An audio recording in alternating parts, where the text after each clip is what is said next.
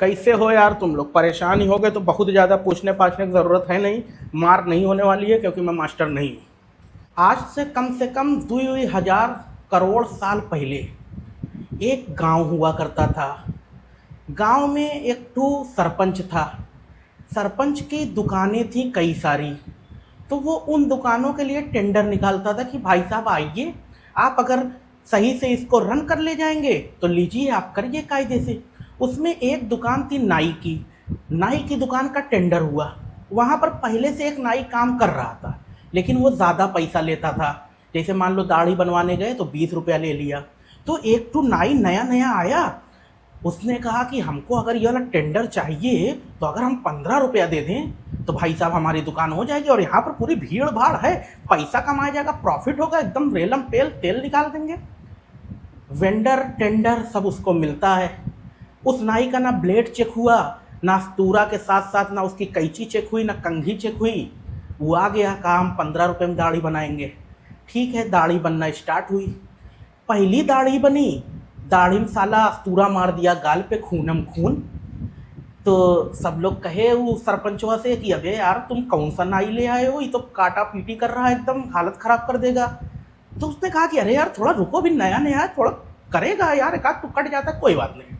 ठीक है, फिर जनता गई बनवाने उसके पास। अब की क्या किया, साला कैंची घुसा दिया यहाँ पर गर्दन के पास, पूरा दाना उसका लोहे का था, घुस गई कैंची। फिर गए सब सरपंच के पास कि भाई साहब ये सब क्या कर रहे हो, कैसे है? कहे नहीं नहीं, अभी थोड़ा और टाइम दो हमको, हम सही कर देंगे, देखिए ऐसी बात नहीं है। फिर हुआ, ठीक है सरपंच साहब कह रहे हैं, बड़े बड़कवा हैं, ठीक है। उसके बाद फिर कुछ दिन बाद गए लोग बनवाने। अब की साला अस्तूरा मार दिया, गले पे फों फों करते हुए वहीं पर जनता लेटी हुई है, फों फों ऐसे पकड़ी हुई है। बहुत सारे लोग जो गांव के थे वो लोग जब ये सब देखे, जो थोड़ा समझदार टाइप के लोग थे, वो लोग कहे कि रुको, हम लोग सरपंच साहब से बात करेंगे और नाई को पेलेंगे कायदे से। ठीक है, जनता कही कि हाँ यार ये बहुत गलत कर रहा है, देखो एक मिला फोफो फोफो कर रहा है वहाँ पे।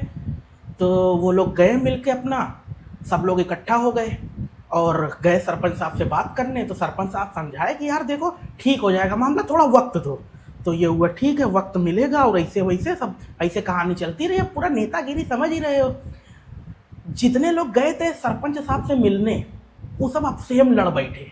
कौनो कह रहा है कि ले यार तुमको अनुभव ही नहीं है, कौनो कह रहा है ले यार हमको बुलाए ही नहीं मीटिंग में, कोई कह रहा है कि ले यार हमको तुम सरपंचे कितने नहीं ले गए, कोई कह रहा है यार सरपंच कितने जो गया था वो खाली पचर पचर करके चला आया।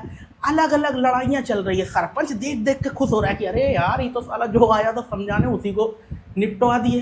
फों फों कर रहा है अभी लड़का वहाँ पर, जनता फों फों कर रही है जिसका कटा है गला। नाई भी अपना तिरा मारे हुए कि साला जाओगे कहाँ, बनवाओगे तो मुझी से ही। जो फों फों कर रहा है ना, वो अगर सीजीएल का एग्ज़ाम पोस्टपोन नहीं हुआ तो वही वाला एस्पायरेंट है। एसएससी सीजीएल का एग्ज़ाम होने वाला है 2025 का, 13 अगस्त से शायद डेट है। पोस्टपोन होगा कि नहीं होगा किसी को पता नहीं है। स्टीनो का पेपर चल रहा है, सिलेक्शन फेज पोस्ट 13 ऐसे कुछ होता है ना, उसका पेपर हुआ, उसमें बहुत सारी घटनाएं घटित हुई। तो लगा कि स्टीनो वाले पेपर में सब सही हो जाएगा, लेकिन सही नहीं हुआ। कुछ कुछ सेंटर तो बता रहे हैं ऐसा है कि उसमें अगर तुम नाव लेकर नहीं गए तो तुम्हारी नाई बन जाएगी। मतलब पानी भरा हुआ है, किसी का पेपर अगर 5 बजे है तो पता चल रहा है कि 7 बजे तक तो उसकी एंट्री नहीं हुई, 10-10 बजे लोग निकल रहे हैं। कुछ सवाल ऐसे है जिसका सवाल कुछ है आंसर कुछ है। मतलब ऐसे तुमसे पूछ रहा है कि भाई साहब गांधी जी कहाँ पैदा हुए थे, ऑप्शन में दे रहा है कि 1 2 3 4। क्वेश्चन पूछ रहा है कि कंचनजंगा की हाइट कितनी थी, नीचे ऑप्शन दे रहा है कि वन्य जीव अभ्यारण्य का नाम मानस दिया हुआ है, उसके साथ काजीरंगा दिया हुआ है और 3-4। तुमसे क्वेश्चन पूछ रहा है कि मैथ में कि 5% 10% का सक्सेसफुली नहीं सक्सेसिव, अंग्रेजी देखिए थोड़ा हमारी कमजोर है बेटा, निकालो। आंसर दे रहा है कि भाई साहब सुभाष चंद्र बोस, नेहरू जी, नीचे वहाँ पर गांधी जी, और फिर एक आध नाम और लिख दिया। इस तरह का बता रहे हैं, घटनाएं घटित हो रही हैं। सर्वर पता नहीं कब काम करना शुरू कर देता है, कब खत्म कर देता है, समझिए नहीं आ रहा है। सारा प्रोटेस्ट जो हुआ, प्रोटेस्ट का आउटकम क्या निकलेगा क्या नहीं निकलेगा, उससे ज़्यादा अभी के समय पे इम्पॉर्टेंट है कि 3 दिन बाद 4 दिन बाद पेपर अगर हो जाएगा। आधी जनता तो वैसे ही फेल है, क्योंकि साला पढ़ने का मन ही नहीं कर रहा है। किताब खोलो, मॉक टेस्ट देने बैठो तो पहले चेक करने का मन करता है कि लाओ देखा कौन नोटिस में पोस्टपोन तो नहीं हो गया। कौनो मास्टर आकर कह देता पोस्टपोन हो जाएगा, कौनो आकर कह देता पोस्टपोन नहीं होगा। कौन सी ऑथेंटिसिटी है, कौन सी नहीं है, समझिए में नहीं आ रहा है। और सीजीएल के पेपर में 26-26 लाख फॉर्म पड़ा हुआ है, मामूली फॉर्म नहीं है ये। 3-3, 4-4 साल से लड़के एक सरकारी नौकरी के लिए तैयारी कर रहे हैं। अब पेपर का लेवल कैसा आएगा ये तो छोड़ो, अभी पेपर होगा कि नहीं होगा ये इंपॉर्टेंट हो गया है। और अगर हो गया तो कहां होगा? सेंटर 1000 किलोमीटर दूर जाएगा कि पाकिस्तान क्रॉस करते हुए उधर से निकल जाएगा ईरान की तरफ? कोई बताने वाला नहीं है। यूट्यूब खोलो तो दो लड़ाई हो रही है हरदम। और लड़ाई किस बात की? आइडेंटिटी क्राइसिस की।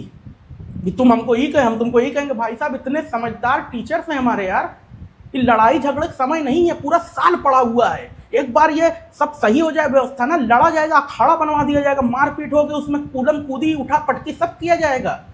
लेकिन इन सब चीज़ों से सिर्फ नुकसान किस चीज़ का हो रहा है? किसका हो रहा है? वो है एस्पिरेंट, जो चुपचाप बैठा एक जगह, जिसका गला फों कटा हुआ है। वो देख रहा है कि अरे यार साला हमारी ज़िंदगी ऐसे ही कट जाएगी क्या?